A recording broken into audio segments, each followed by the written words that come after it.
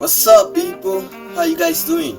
Now today I'll be taking you guys on a journey through the saxophone, specifically the alto saxophone. So let's dive in. Before we go into the alto saxophone, let's talk about how the saxophone was invented. Now the saxophone is a woodwind instrument which was invented by Alto Sax in the year 1840. It is a woodwind instrument made of brass, and it is being played by a single reed, which it produces sound. Now, being made of metal, it belongs to the woodwind family and not the brass family.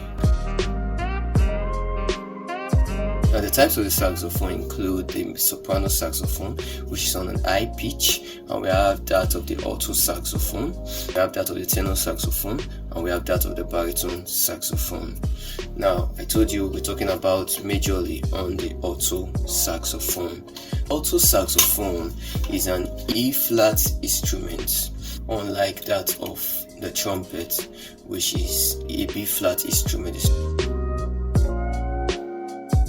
Of the saxophone involves the mouthpiece, we have that of the neck, and we have that of the body.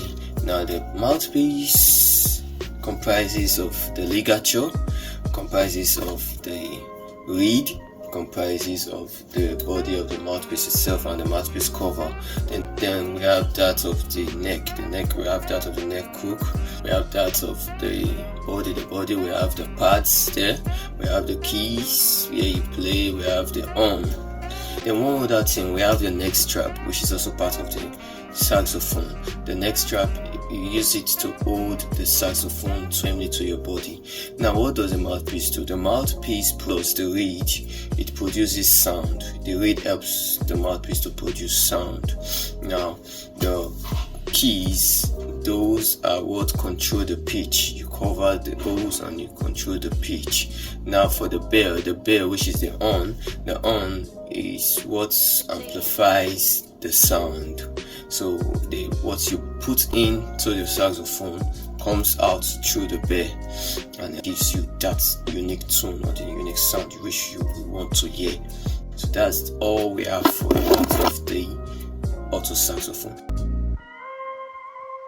Well, now that you've understand the saxophone, its structure, its types, its origin, that's your first step.